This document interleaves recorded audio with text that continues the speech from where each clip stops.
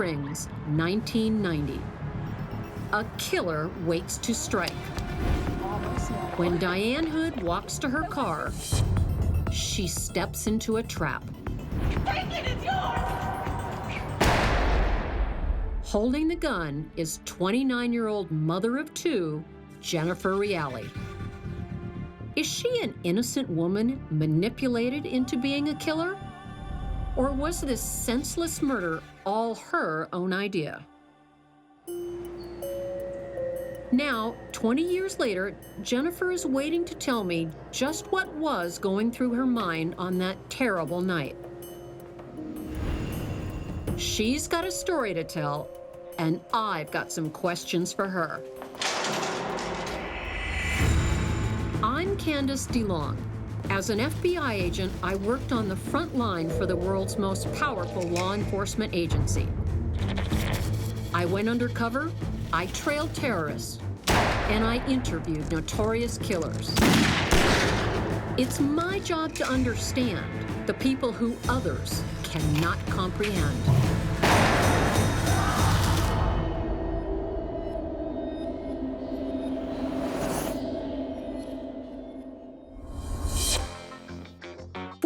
Hours after the murder of Diane Hood, Jeffrey Reali makes an incredible confession. She did it. She shot Diane. But there's a catch. You see, she claims it's not her fault. Diane's husband, Brian, convinced Jennifer that God wanted it that way. The jury agrees. Brian Hood is sentenced to 37 years. And Jennifer ends up here.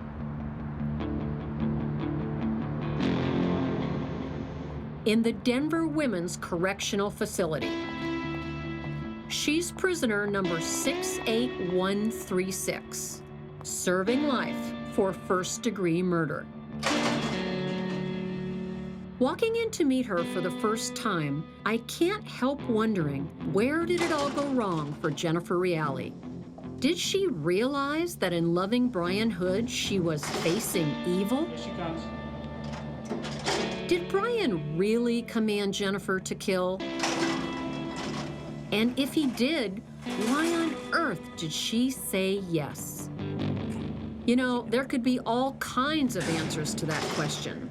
But I suspect it has to be somewhere in her relationships with men.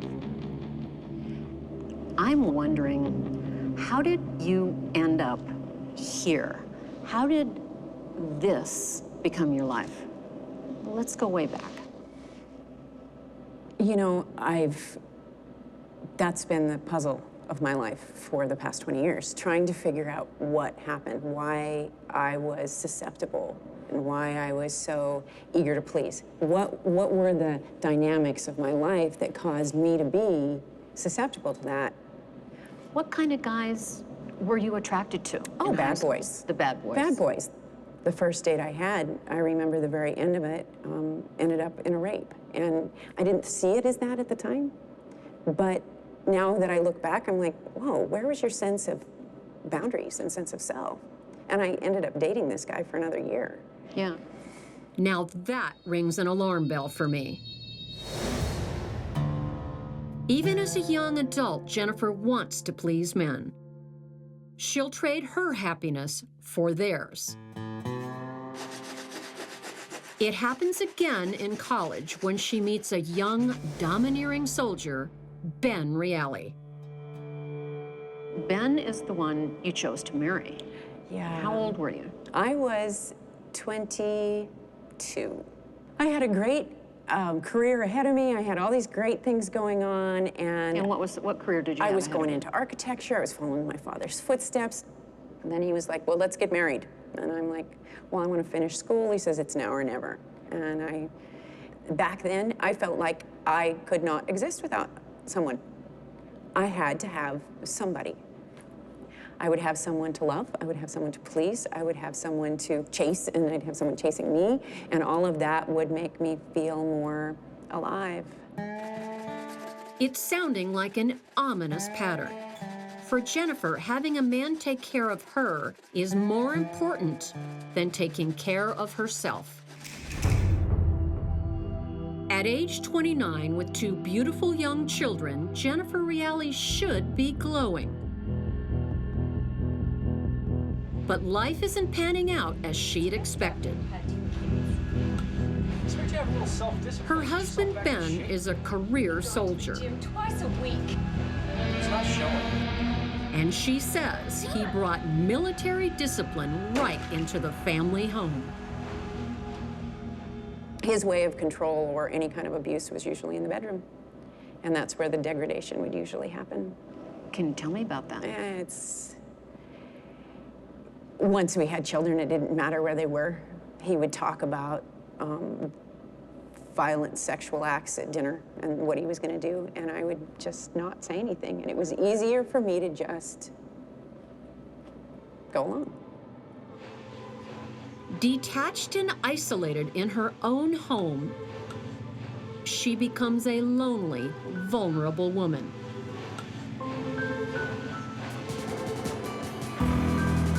Then, one fateful day, Jennifer is relaxing in the jacuzzi at her local health club. And then in walks Brian Hood. Yes. Tell me about the day you first met him. The first time I met Brian was in the jacuzzi, and, you know, he uncurled his huge body and shook my hand and said, "Hi, my name is Brian Hood," and I said, "Hi, I'm Jennifer Reali," and he's like, "What do you do for a living?" And I, very chagrined, in a sense, said, "Well, I'm a housewife and a mother." I wasn't real proud of that because I had aspirations to be something else. And he very quickly said, "Oh, that's one of the best professions in the world. I think that's admirable. You should think well of yourself." And da-da-da-da-da. We talked about our marriages, and it was just real small talk. And that was it. Hi, mind if I join you? Jennifer is ripe for the picking, and Brian plays her perfectly. Diane Hood. But wait for the clincher. He has a tragic story. His wife is suffering from the chronic disease, lupus. How did he come across when he would speak about his wife's illness? Very sympathetic. He seemed as though it was such a tragedy at the beginning. He came across as a caring husband. Oh, very, very. He was a caring husband, a born-again believer. The package he presented was so pristine that there was no way I would have thought that there was an underlying villain underneath it. Brian seems like a caring man with strong Christian beliefs. Jennifer trusts him. Next, he invites himself into her house, presumably to sell insurance. With her husband away on military maneuvers, Jennifer is supremely vulnerable. I was pouring coffee, and he came up behind me, and I turned around, I didn't even know he was there, and he just bent down and kissed me. And I pushed him away, and I said, "How can you do this? We're not doing this." And he says, "Well, you just take your head off, and you put it over there, and you just enjoy it." And he was kind of hard to resist physically. And I was attracted. I was attracted to him. Well, he was a pretty handsome guy back then. Yeah, he was a pretty handsome guy, and very, very passionate, very charismatic. And it's as though he knew exactly what to do, exactly when. It's like he could read what I needed. It was the dream. It was. I've seen this kind of behavior before. Jennifer puts up a minor fight, but I believe a part of her wants to be charmed by Brian. Sorry. No, you're right. When she let him into her house, I think she knew an affair might be in the cards. I'm in the laundry room, and he just picks me up and puts me on the washing machine and washer and dryer, and gets close to me, and basically starts to have sex. And I'm thinking, okay, this is not okay. This is not all right. But this is great. This is great. You know, there was this toss back and forth, and then very abruptly, as abruptly as he'd come in, he left, He got out and he said, okay, now we're one in the eyes of God. He put his shirt on, walked out, and he was gone. And I'm still sitting there on the washer and dryer. For Jennifer, sex changes everything. She has fallen for Brian. This is nothing like life with her husband, Ben. I felt beautiful, I felt affirmed, I felt loved, I didn't feel like I was being used, I didn't feel like trash. Made a huge difference. It was night and day. So that was how the affair began.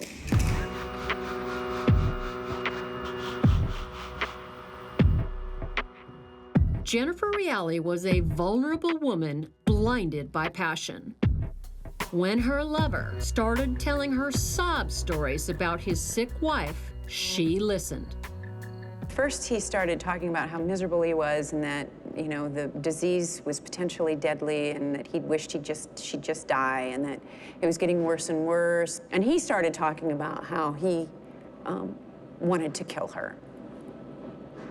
What did you think of this? I thought he was really distraught. I mean, I felt his pain, and I wanted him just to be able to vent. I figured if he vented, then it was going to be okay. I said, why don't you just divorce her? And he says, well, I can't. Because if I divorce her, then I will perpetually live in sin for the rest of my life. Because you'll be in adultery. Divorce is a no-no in the church. You just can't do that. But murder's okay? Murder was okay.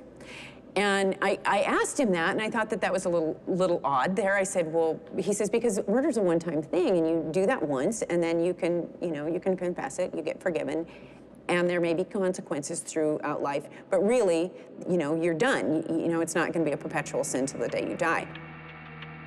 Thou shalt not commit adultery. But I To say me, unto you, Brian is no Christian. He's a con man. And Jennifer Reali, a lonely woman eager to please, seems an easy mark. Still, it's a long journey from kiss me to kill for me. How does she get there? Don't you want us to be together? This is what God wants. How did it come up that you would kill her? Well, he had come to the conclusion that I was an angel sent by God and that I was here to help him through this and that I would be the one to be able to do this, and I thought he was crazy. What did you think would happen, or did you have any thoughts about what would happen if you simply said, Brian, I'm not going to kill your wife? I did tell him that, and we had that conversation, and it didn't go well. We were in my car, and I told him, I said, look, I can't do this. I can't do this. You're gonna have to find another way. And I remember him slamming the dashboard. You got to. Why not? And he started yelling at me a blue streak, and I don't really recall what he said. But then it was just like, okay. Do you recall the point, Jennifer, at which you decided to do it, to commit the murder?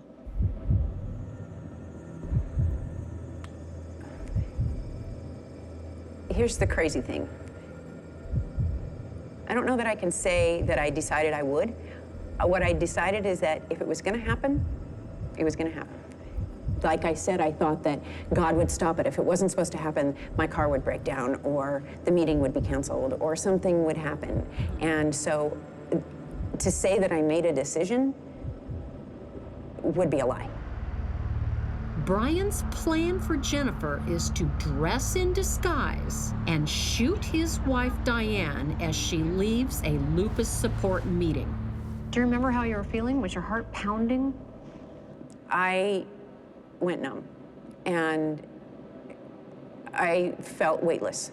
I got to a place where it just didn't even feel like I existed. I didn't feel anything.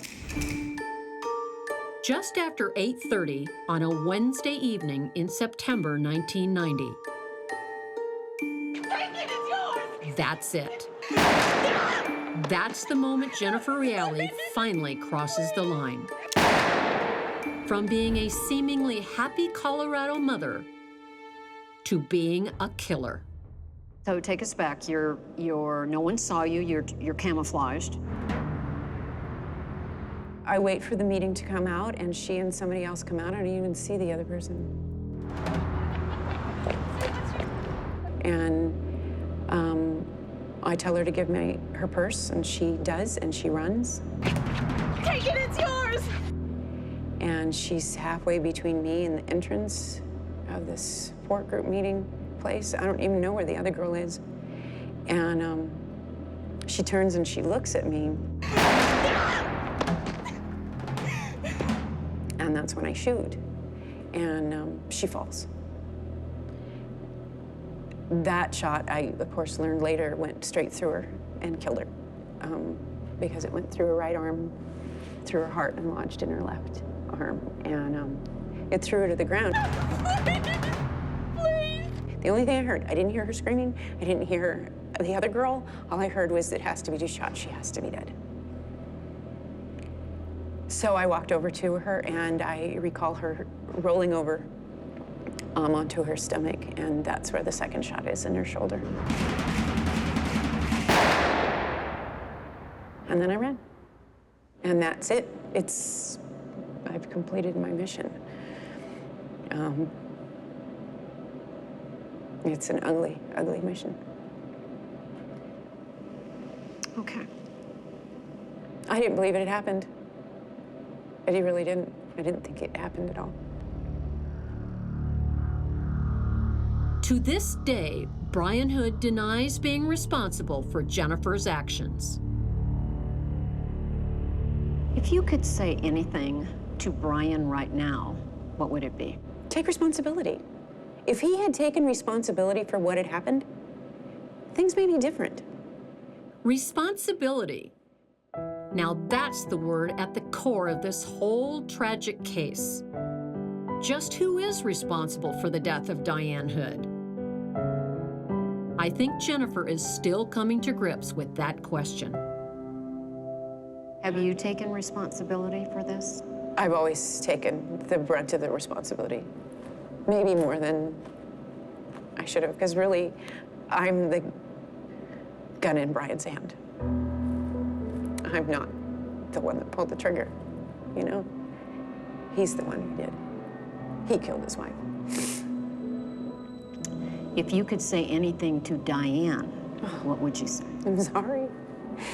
That's such a shallow thing to say. That doesn't cut it.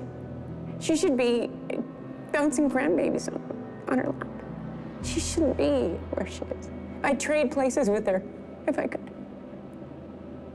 Because she's the one who needs to be living. The more I talk to Jennifer face to face, the more her problems are becoming clear to me. A lifetime of pleasing others left her dangerously vulnerable to a manipulative man. But in the end, it was Jennifer who pulled the trigger that night. If you were out of prison, would society be safe from you? Oh, yes. Yes.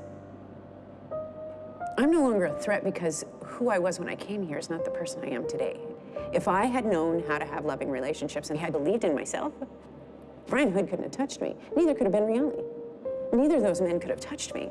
I would have been an architect, somewhere having a successful life, somewhere with probably a great husband and kids that are in college, you know? So I see where I could have gone. But I know that now my desire is to give back to the society that I took from. There are women all over the place that are in similar positions. Your story, there's a lot for people to learn, young women. What would you like to say to them? Think. And don't hold any secrets. We're only as sick as our secrets. Tell somebody, talk to somebody, get some reason from somebody else. When we invite other people into our drama, if I'd invited one person in, it wouldn't have happened.